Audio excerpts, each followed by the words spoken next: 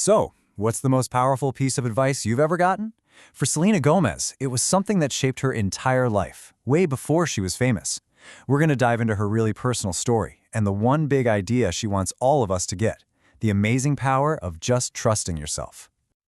Okay, right out of the gate, she's tearing up the script. This is not some polished PR statement, she's talking directly to us. When she says she wants to be honest with you, she's making a promise that what we're about to hear is the real deal, unfiltered and raw. And you know, she's super clear about something. She's not up here saying she's some kind of activist who's going to change the world. Nope, she's just sharing her story, her own path. It's like she's holding up a mirror, hoping we might see a little bit of ourselves in her journey. So where does this path even begin? Well, like a lot of great stories, it starts with a huge dream that immediately smacks right into a wall of doubt. But before she hit her first major roadblock, she had this incredible example of strength right at home. Her mom had her when she was just 16 and was working 4 jobs. I mean, she wasn't just paying the bills, she was literally showing Selena what it means to be a strong, resilient woman every single day. That became her foundation. And then it happened. At just 11 years old, her dream crashes into this brutal reality. A casting director basically told her she didn't have what it takes. Can you even imagine being 11 and having an adult tell you that you're just not strong enough to do the one thing you love? It could have been the end of the story right there.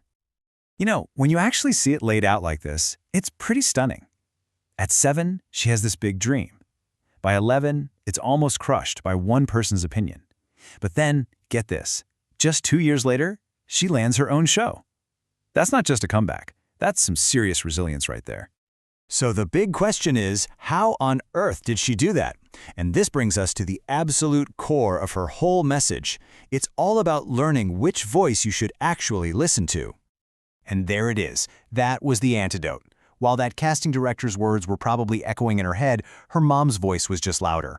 That single piece of advice became her anchor, reminding her that what other people think doesn't matter nearly as much as what you believe about yourself.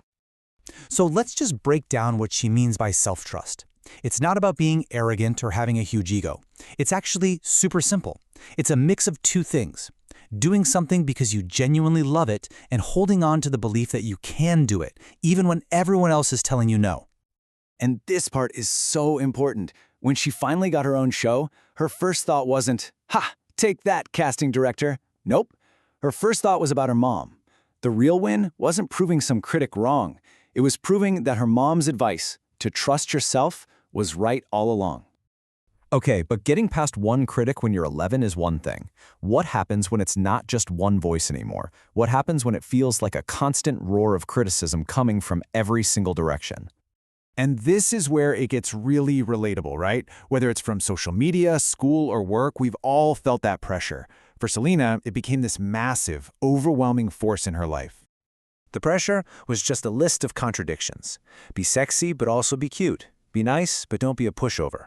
All of a sudden, every little choice, what you wear, what you say, how you act, is being judged. It's a game you can never, ever win. So look at this. This is basically the war going on inside her head. On one side, you have the person you become when you try to please everyone else, and you totally lose yourself. And on the other side, you have the person you are when you listen to your own voice. Someone who makes mistakes, yeah, but learns from them and stays true to who they are. And there's that raw honesty again. She just flat out admits that for a long time she caved. She tried to be what everyone else wanted. But the most important words here are until recently. This isn't some old story from her childhood. This is a battle she's been fighting right up until now. And after sharing all that, she does something really cool. She pivots. She turns the whole thing around and puts the focus on us and how we can use her story to actually make a difference. This was the moment she got free. It sounds so simple, right? But it's actually so profound. It's that realization that trying to be someone you're not is exhausting, and frankly, it's impossible. The only real way forward is just to be you. And here's where she just flips the script on what it means to be a celebrity. She's basically saying, hey, don't look at me.